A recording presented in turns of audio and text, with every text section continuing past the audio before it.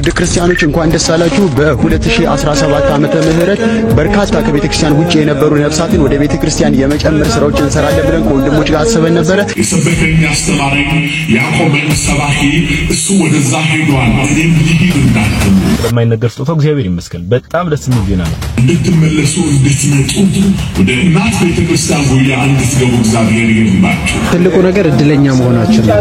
በእኛ በኩል እግዚአብሔር ይሄንን መስራቱ ደግሞ ዘመንን አቋርጣ ከዘመናት በኋላም የምትኖር ሃይማኖት ኦርቶዶክሳዊት ሃይማኖት ናት። ሹመትም አይኖራል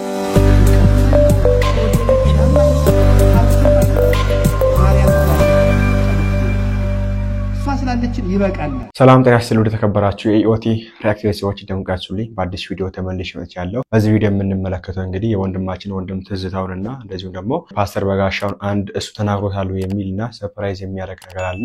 እሱን የምንመለከት ነው የሚሆነው። ሁላችሁም የቪዲዮ ላይክ ማድረጋችሁንና ለብዙዎች ማድረሳችሁን እንዳትረሱ። ሰብስክራይብ ማታረጉት ለምንድነው ማታረጉት? አሁን ማርኩ ስሙኝ።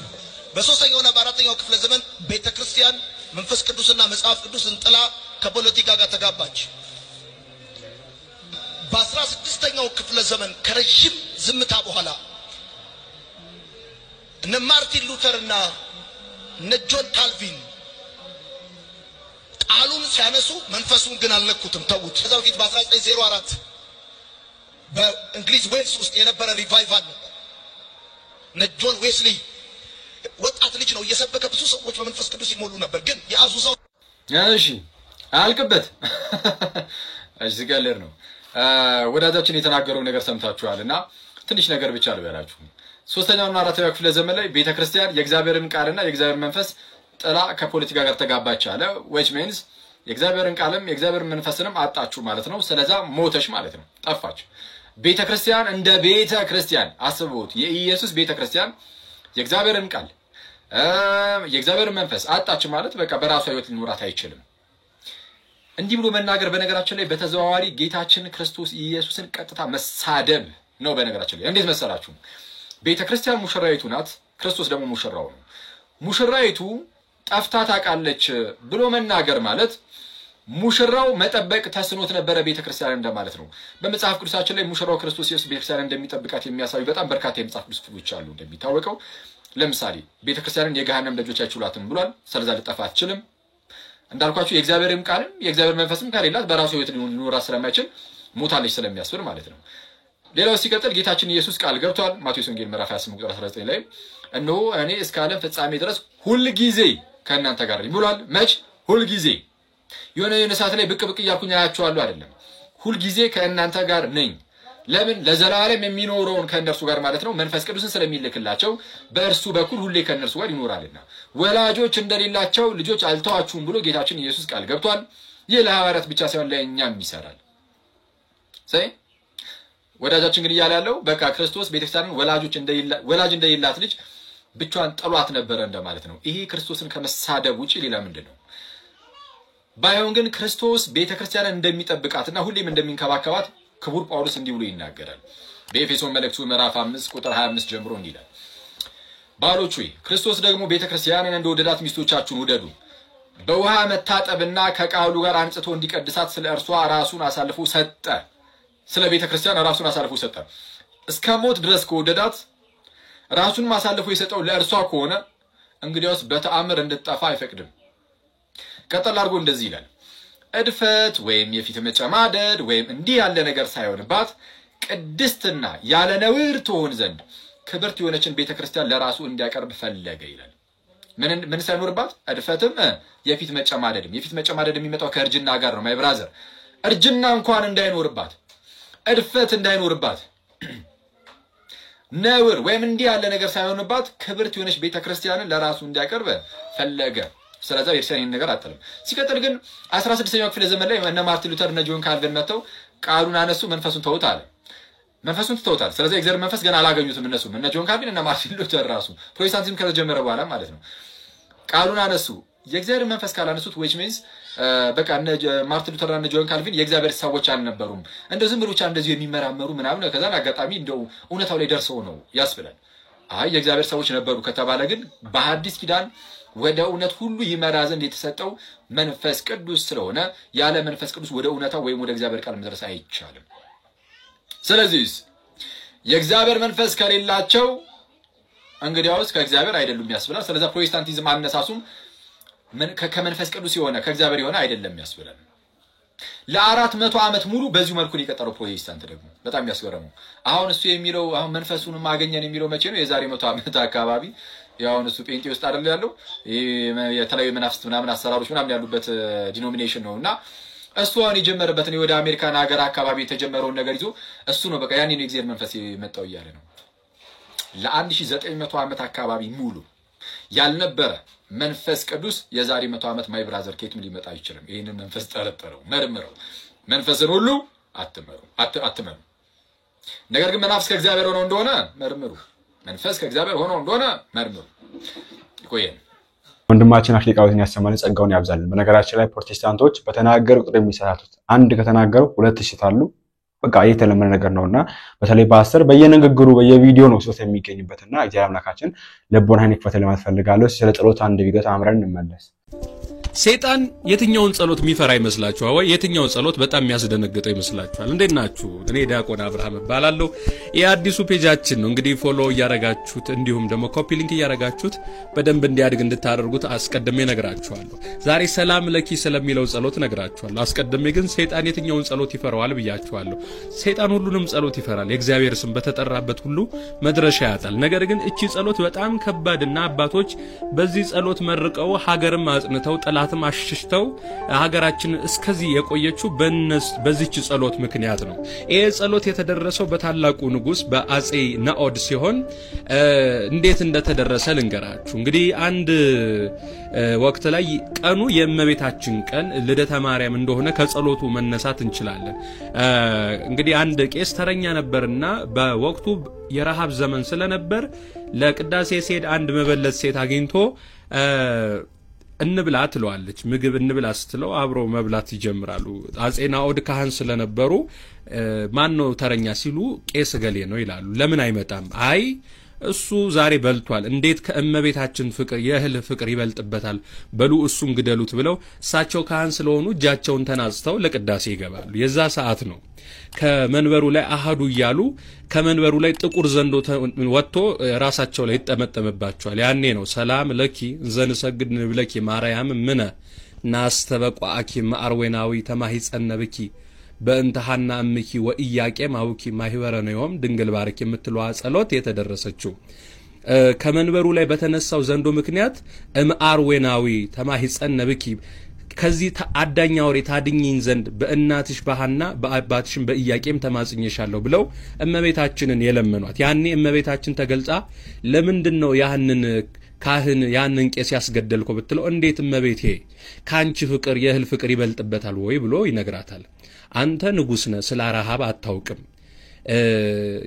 ብትወጣ የሚበላ ነገር ታገኛለህ። እሱ ቀድሶ ሲወጣ ግን የሚበላው ነገር አያገኝም። በሉ ሂዱና አድኑት ቢል ያንን ካህን ገለውት ነበር። በዚህ ምክንያትም ይህ ታላቅ ንጉስ አጼ ናኦድ ንስሐ ገብቶ እመቤታችን ቃል ኪዳን ተቀብሏል። በህዳር 21 በአክሱም በጥር በጎንደር እንዲሁም ደግሞ ጥር 21 ደግሞ በተድባበ ማርያም እንደምትገለጥላቸው ቃል ኪዳን ሰጣቸው። እንግዲህ ተሰውራለች ከቦታው። ይሄ ጸሎት ሀገር ያቆመ አባቶቻችን በዚህ ጸሎት ብዙ ችግሮችን የፈቱበት የቤተ ክርስቲያንም የሀገር ችግር የተፈታበት ነው። እናንተም ችግሩ ስትገቡ ይሄንን ጸሎት በተደጋጋሚ በመጸለይ እመቤታችንን እንድትለምኗት አሳስባችኋለሁ። ምክንያቱም ከዚህ ጸሎት እመቤታችን ከጸሎቶቿ ሁሉ ውስጥ ደምረዋለች። ከእመቤታችን ከምትመሰገንበት ቅዱስ ኤፍሬም ከደረሰው ከውዳሴ ማርያም እነ አጼ ዘራ ዳዊት እነ አጼ ዘራ ያዕቆብ ከደረሱት ደግሞ ከመልክዓ ማርያም ጋር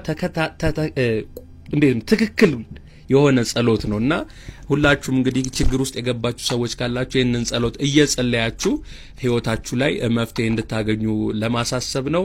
ከመቤታችን ፍቅሯን ረድኤቷን እንዲያካፍለን እለምናታለሁ። እንግዲህ ለእናንተም እንዲያደርግላችሁ ውሽ ያደርጋለሁ።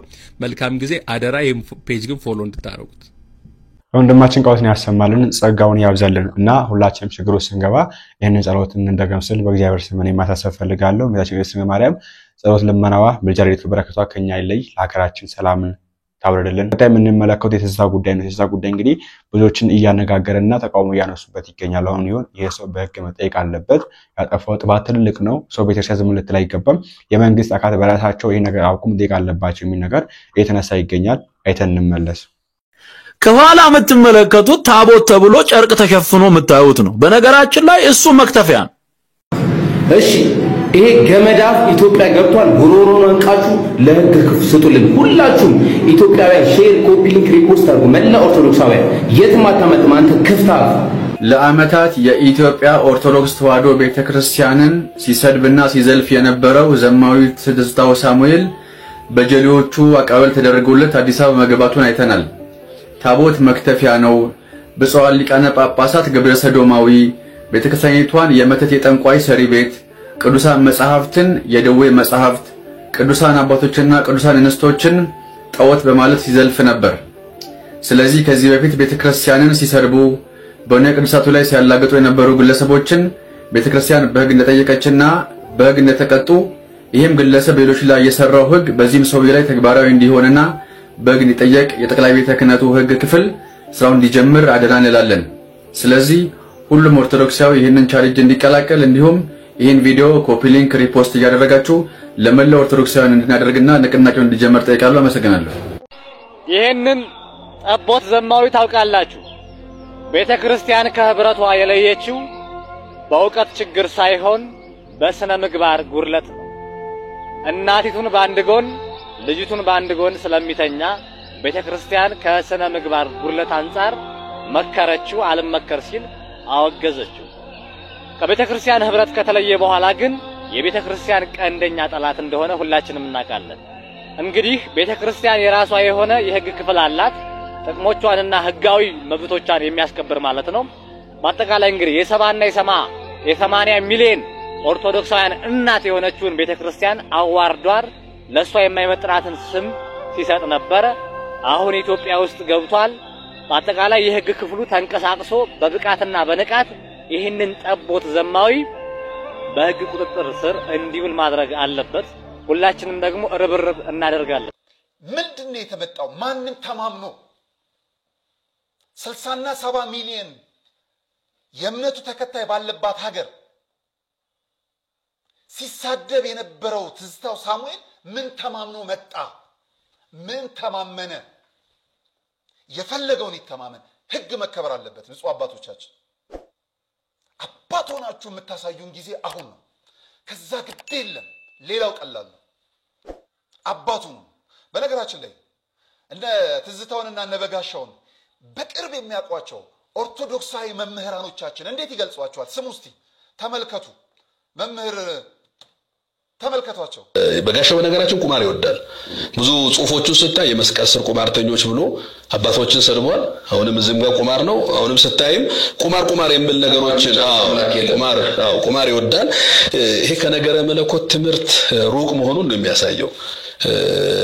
ምናልባት እግረ መንገዳችንን ሰዎችም እንዲያውቁት ብዙ ሰው በጋሻው ተመርቆ የወጣ ይመስላችኋል። በጋሻው ቅድስት ሥላሴ መንፈሳዊ ዩኒቨርሲቲ ያነ ኮሌጅ ገብቶ 3 ትምህርቶችን ኤፍ አምጥቶ ነው ተባረው የወጣው። እንደውም አንድ ስም ተሰጥቶታል። ያኔ ኤፍ ስላመጣ ፋንታስቲክ ፉድ ፋይተር ተብሎ ነው የወጣው። ባቾቹ ያወራሉ ይሄን ቅጽላ ፋንታስቲክ ፉድ ፋይተር የሚል ቅጽሉ ተሰጥቶታል። ከትምህርት ነፃ ስለሆነ ነው ይሄንን ሐሳብ እንትን ያለውና ክርስቶስና ዲያብሎስ ቁማር ተጫወቱ። ተመልከት። ነብዩ ኢሳይያስ በዚህ በትንቢተ ኢሳይያስ ምዕራፍ 53 ላይ ያየነውን ነገር ማን አምኗል? የእግዚአብሔርስ ክብር ለማን ተገልጧል? ባየነው ጊዜ እንወደው ዘንድ ደምግባት የለውም እልና ስለመተላለፋችን ደቀቀ፣ ስለበደላችን ቆሰለ እልና በእርሱ ቁስል እኛ ተፈወስ። ይህን ከትውልዱ ማን አስተዋለ ይላል። ተመልከት። አሁን ማስተዋልን ስነሳ ያ ቀራንዮ ኮረብታ ላይ ክርስቶስ የተቀበለውን ያን ሁሉ መከራ ቁማር ትበል።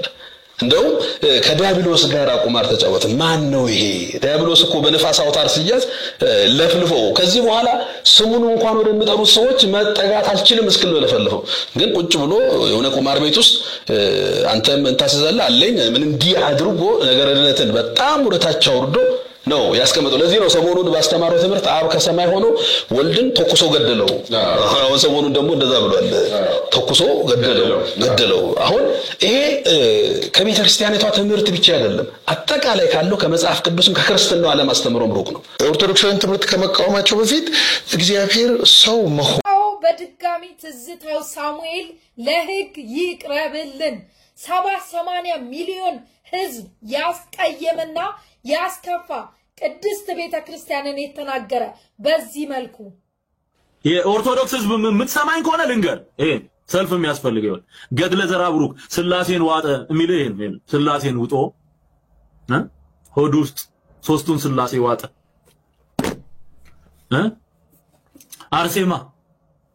አርሴማ ወረርሽኝ፣ የምድራችን ወረርሽኝ፣ በቃ ከስም ጀምሮ ምድራችንን የተቆጣጠረ ስፒሪት ይል የአርሴማ መንፈስ ይል በቃ ማስወገድ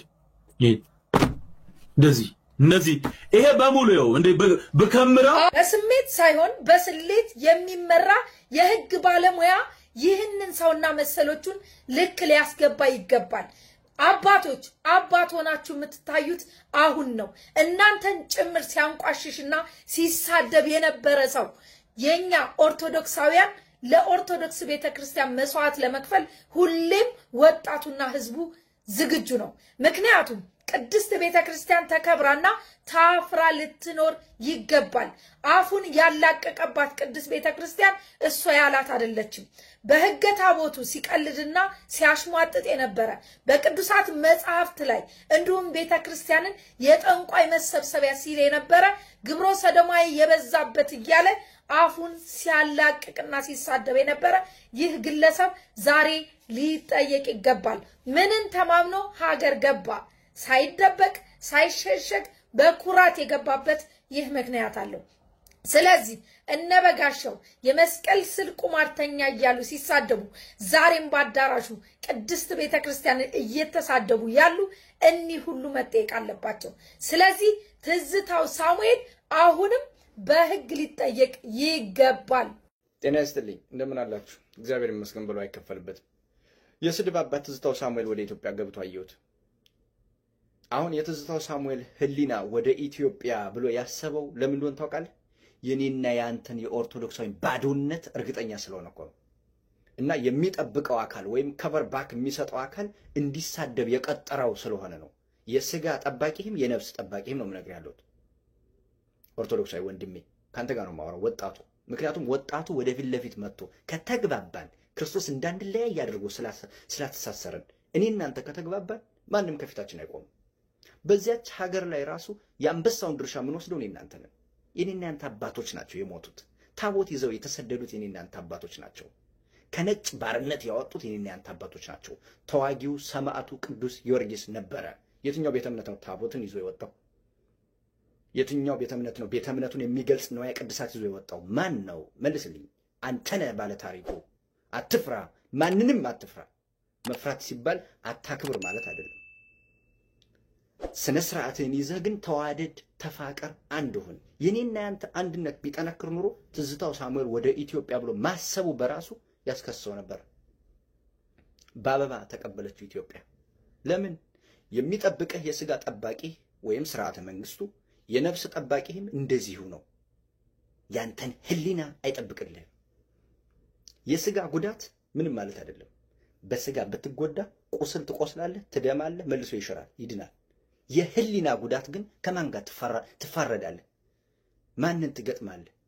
የህሊና ጉዳት በሚታየው ነገር ላይ የማይታየውን የተስፋ እምነትህን የጎዳን አካል በምን ትፋረደዋለህ? ትዝታው እሱ ነው። ቤተክርስቲያን ጣዖት አምላኪ ናት ሲልህ አንተ ጣዖት አምላኪ ነህ እያለ ነው ያለው። ቤተክርስቲያን ታቦቱን አውጥታ ትፍለጠው። ምን ያላለው ነገር አለ?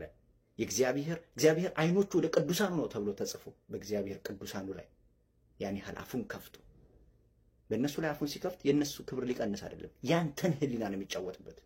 በዚያች ሀገር ላይ ዚሮ እንደሆንክ ማሳያ ነው የትዝታው ሳሙኤል ዝም ብሎ መግባትና ከተጠያቂነት ሳያመልጥ ከተመለሰ እኔ በጣም የሚገርመኝ ቢያንስ እስኪ ኤቪደንስ ምንድነው እንዲህ ለማለት ተብሎ መጠየቅ አለበት።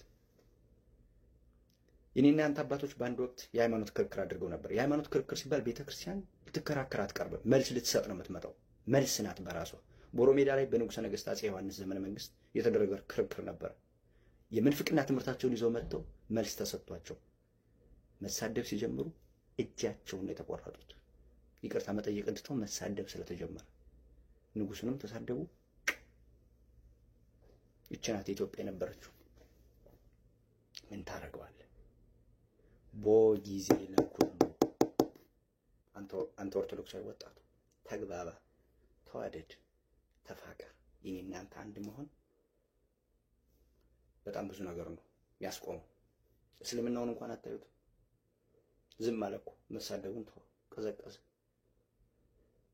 ምክንያቱም እኔና አንተ እየተገለጥን ነው። አይዟችሁ። ኤኒዌይስ ምን ይባላል ወንድሞች እንግዲህ እግዚአብሔር ይስጥልን እና እንደዚህ ነገሮች ተነሱ ይገኛሉ። አሁንም ቢሆን የሚመለከታቸው አካላት ዝም እንዳትሉ። ማንን ነው የሚመለከቱ የሚል ነገር ራሱ ነገር አገባን እኮ የግሸኝ በላይ አካላት ነው እንዳንል ተማምኖ የመጣው እነሱ ነው የሚል ነገር እየሰማን ነው የምንገኘው። እሺ ማንን ነው ይሄ ነገር የሚመለከቱ የሚለው ነገር በራሱ አንዳንድ ጥያቄ ይቀመጥ። እስቲ ምን ይፈጠራል የሚለው ነገር አብረን የምንመለከተው የሚሆነው። እውነት ይሄ ሰው ሳይጠይቅ በህግ ሳይጠይቅ ከዚህ ሀገር የሚወጣ ከሆነ ምንም ጥርጣሬ የለንም። ምንም ግራ የሚያገባ ነገር የለም። ከማንን ታውኑ እንደመጣ ግልጽ ነው። ለምን እንደመጣ ግልጽ ነው። ለምን እስካሁን እንዳልመጣ አሁን ለምን እንደመጣ ግልጽ ስለሚሆን ማለት ነው። ስለዚህ ስማቸውም እንዳይጠፋ እና አቡነ ሳዊሮስ እና አባታችን አቡነ ሳዊሮስ ሌሎቻችሁም አባቶች አሁን ላይ በታላቅ ቦታ የምትገኙ ይሄ ነገር የሚመለከታችሁ አባቶችና ወንድምቶች ይሄን ነገር አይታችሁ መልስ ብሰጡበት፣ ወደ ህግ ብታመሩበት መልካም ነው ለማለት ፈልጋለሁ። እስቲ አንድ ፓስተር በጋሻው ተናገሩታል። እውነት መምህር በነበረበት አይተናገሩ ነገር ነውና በዚህ ሃይማኖት ምንም አይነት ጥያቄ እንዳይገባችሁ ንጽሕት ሃይማኖት፣ ቅድስት ሃይማኖት፣ ርትዕት ሃይማኖት ዘመንን አቋርጣ ከዘመናት በኋላም የምትኖር ሃይማኖት ኦርቶዶክሳዊት ሃይማኖት ናት። እንድትመለሱ እንድትመጡ ወደ እናት ቤተክርስቲያን ጉያ እንድትገቡ እግዚአብሔር ይርዳችሁ። ሰዎች አይደሉም፣ መንፈስ ቅዱስ መንገዱን ያሳያችሁ። በቃ ይሄንን ነው የምንላችሁ። የተበተኑት ወገኖቻችንን ሁሉ ይሰብስበልን። ከዛ በተረፈ ዘመኑ የምንስትበት እኛ ብቻ አይደለንም፣ የተመረጡት እንኳን ሳይቀሩ ይላል ወጥተው የሚሄዱበት ጊዜ ይመጣል ነው። እኛ ዛሬ መቆማችንን እናውቃለን፣ ነገ ግን ምን እንደሚፈጠር አናውቅም። የሰበከኝ አስተማረኝ ያቆመኝ ሰባኪ እሱ ወደዛ ሄዷል፣ እኔም ልሂድ እንዳትሉ።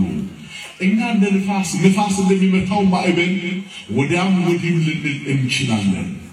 አሁን የሰበክንላችሁ ሃይማኖት ግን ይሄም የምስክር ቃል፣ ይሄም የምታዩት የቴክኖሎጂ መሳሪያ፣ የቴሌቪዥኑ ስክሪን ምስክር ይሆኑ። በዚህ ሃይማኖት ጥርጥር እንዳይገባችሁ፣ በዚህ ሃይማኖት ምንም አይነት ጥያቄ እንዳይገባችሁ። ንጽሕት ሃይማኖት፣ ቅድስት ሃይማኖት፣ ርትዕት ሃይማኖት ዘመንን አቋርጣ ከዘመናት በኋላም የምትኖር ሃይማኖት ኦርቶዶክሳዊት ሃይማኖት ናት። እግዚአብሔር በዚህ ሃይማኖት ትላንት ወንድማችን ፓስተር በጋሻው በሕይወት በነበረበት ሰዓት፣ መምህር በነበረበት ሰዓት፣ በሚያስደንቅ ብርሃን በነበረበት ሰዓት እንዲህ አይነት ነገር ሲናገር ነበር። እግዚአብሔር አምላክ ይመስገን ነው። ስለዚህ ራስ በራስ አንደበት መስከረ ከመውጣት በፊት እኛ ልንወጣ እንችላለን።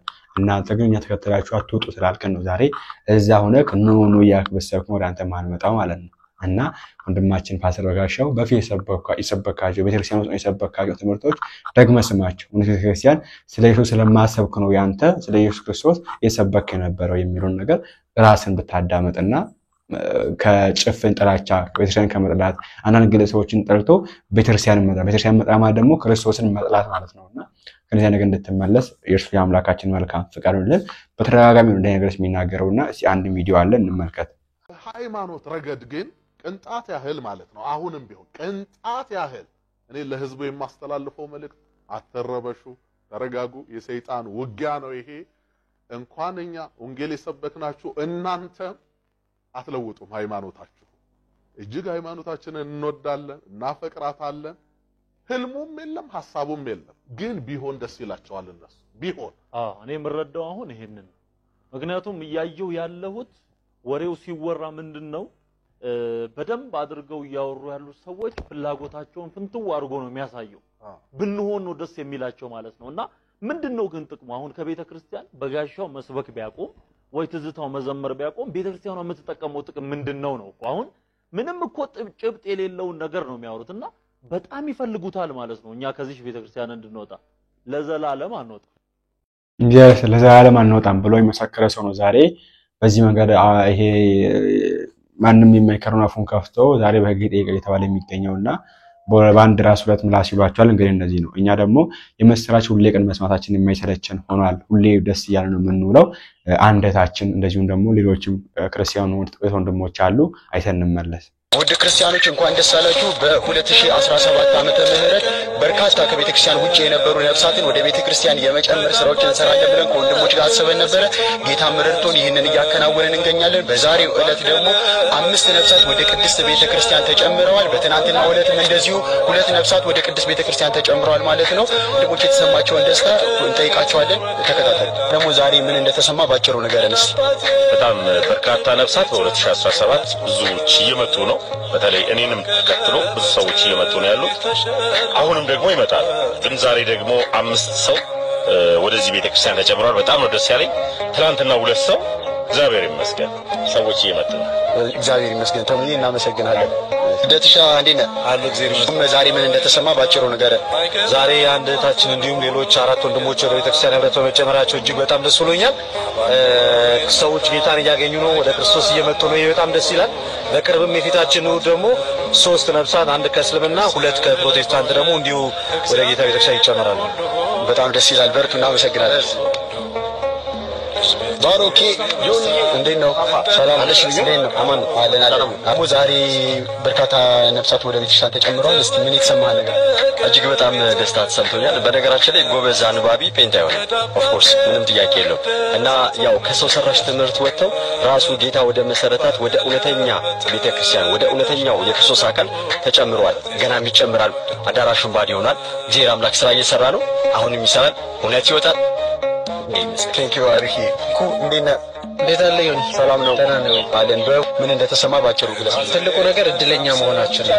በእኛ በኩል እግዚአብሔር ይሄንን መስራቱ ደግሞ እግዚአብሔርን እናመሰግናለን። እንግዲህ እንደምታየው ዛሬ 5 ነፍሳት፣ ቀጣዩ እሑድ ደግሞ 3 ነፍሳት፣ ትናንትና 2 ነፍሳት ሲጨመሩ አይተናልና ጊዜው ዘጸአት ማለት ለህዝቡ ማለት ነው ከጨለማ ወደ ብርሃን የሚወጡበት ዘመን ነውና እግዚአብሔር ይመስገን። በጣም ደስተኛ ነኝ። ደግሞ ከቅዱሳን መላእክት ጋር ማመስገን ደግሞ እጅግ ደስ ይላል። እናመሰግናለን። ቴንኪው አንተሽ እንዴት ሰላም ነው? እንዴት አለሁልህ። ከዛሬው ቀን ጋር በተያያዘ ምን የተሰማህ ነገር ባጭሩ ነገር? በ2017 እኛ እንዳሰብነው ሳይሆን እግዚአብሔር እንዳቀደውና እንደሰራው በጣም ብዙ ነፍሳት ወደ ቤተክርስቲያን ጨምሯል። በወንድሞቻችን ላይ አድሮ ብዙ ስራ ሰርቷል። ይሄ ብቻ ሳይሆን በ2017 ብቻ አሁን ባለንበት ሰኔ ወር ከገባ በኋላ ራሱ ብዙ እህት ወንድሞቻችን ወደ ቤተክርስቲያን በንስሐም በልጅነት ጥምቀትም ተመልሰዋል። በጣም ደስ ይላል። እኔ እስከማውቀው ራሱ በዚህ ሳምንት 10 ሰዎች ወደ ቤተክርስቲያን ተጨምረው ነው። በጣም ደስ የሚል ቀን ነው። በጣም ደስ ይላል። ዛሬ 5 ተጠምቀዋል። ትናንትና 2፣ እሑድ ደግሞ 3 ሰዎች ይጠመቃሉ። በአጠቃላይ ወደ ከ10 በላይ የሚሆኑ ደግሞ በዚህ ወር ደግሞ ይጠመቃሉ። ስለዚህ በጣም ደስ የሚል ጊዜ ነው። እናመሰግናለን። አንተ ማጣቁት ደግሞ እኔ ማቀው እኔ ብቻ ማቀው አንድ ሰው አለ 10 ሞላ ማለት ነው። 10 ሞላ። እሺ እናመሰግናለን። ሰላም እንዴት ናችሁ? ሰላም ክርስቶስ ከኔም ከናንተም ጋር ይሁን። እስቲ ትናንት የሰማሁትን አንድ መልካም ዜና ከናንተ ጋር ለማጋራት መጣውላችኋለሁ እናንተ ሰዎች። በመጀመሪያ ግን ትናንት የተጠመቀች አንድ እህታችን አለችና ሄሉዬ እንኳን እግዚአብሔር ረዳሽ፣ እንኳን ወደ ጌታ ቤተክርስቲያን ተጨመርሽ። በጣም ደስ ብሎኛል። እንኳን እግዚአብሔር ረዳሽ። አሁን ግን ልነግራችሁ የፈለኩት አንዲት እህት ሌላ እህት ነበረች። ኦኬ ከኛ ጋር ትማማሪ ነበረ ላይቭ ላይ በውስጥም ደግሞ አንዳንዴ እየመጣች የምትጠይቅ ኦኬ ኦርቶዶክስ ነበረች። ፕሮቴስታንት ሆና ለረጅም ዓመት ፕሮቴስታንት ሆና እሷ መሆኗ ብቻ ሳይሆን ደግሞ ወንድሞችና እህቶቿም ደግሞ አብረው ፕሮቴስታንት እንዲሆኑ ምክንያት የሆነች እህት ነበረች። እግዚአብሔር ረድቷት እግዚአብሔር አግዟት ደግሞ ከኛ ጋርም ስትማማር የነበረች እህት ናትና በጣም ደስ ብሎኛል። ትናንትና ፎቶ ልካልኝ ነበረ። ወደ ቤተክርስቲያን ቄደር ተጠምቃ ወደ ቤተክርስቲያን ተጨምራለችና እግዚአብሔርን አመስግኑ። ስለማይነገር ስጦታው እግዚአብሔር ይመስገን። በጣም ደስ የሚል ዜና ነው። እኔ በጣም ደስ ብሎኛል። ወንድሞችም እንደዛው ደስ ብሏቸዋልና እህታችን እንኳን ወደ ቤተክርስቲያን ተጨመርሽ። ይሄ ቪዲዮ እንደሚደርስሽ እርግጠኛ ነኝ። እህቶችሽና ወንድሞችሽ እንደሚከተሉ አልጠራጠርም። እግዚአብሔር ይመስገን። እግዚአብሔር ማጋስ ነው የተመሰገነ። ወንድሞች እግዚአብሔር ይስጥልን። እንግዲህ ከሸጠን መንጋጋ እህት ወንድሞችን ነጥቆ ማውጣታቸውን ቀጥለዋልና እንግዲህ ኦንላይን የምትመለከቱት ብዙ ክርስቲያኖች የተመለሱ ነው የሚገኙት። ፓስተር የነበሩ፣ ሰባኪ የነበሩ፣ ዘማሪ የነበሩ በዛ ደቂቃ ውስጥ የነበሩ ወንድምና እህቶች የክርስቶስ ልጆች የተመለሱ ነው የሚገኙትና በቻልነው አቅም ይሄን ነገር እናበረታታ ለማለት ፈልጋለሁ። እናንተንም እንግዲህ ወንድማችን ፓስተር በጋሻው ዘርፌ ተዘተሙናችሁ ባሰግድ ሌሎቻችሁንም እግዚአብሔር አምላካችን ወደ ቤት ይመልሳችሁ፣ ወደ ጥሩ ይመልሳችሁ ማለት ፈልጋለሁ። እርግጥ ነው እዛው ናችሁ፣ ሰላም የለም፣ ሰላም አላገኛችሁም። ግን ምንም ማለት ስለማያጫጭፍን ጥላቻና መንፈስ ስለሚጫወትባችሁ ነው ዘያችሁና ራሳችሁን ቆማችሁ ተመልከቱ። ምድር ያረክ ያሉት የት ነው ያሉት የሚለው ነገር ቆም ብላችሁ ብትመለከቱ ብታስቡ መልካም ለማለት ፈልጋለሁ። ቪዲዮአችን ይሄን ምስል ነበር። በቪዲዮአችን አውፕ ተማራችሁበት አዲስ ነገር መስላችሁበት አልተጠራጠርም። በቀጣይ ባሪፍና በአስተማሪ ቪዲዮ እስከምንገናኝ ድረስ ይሄን ቪዲዮ ላይክ እና ሼር ሰብስክራይብ አድርጉ እንዳይረሳ። ቸር ቆዩልኝ።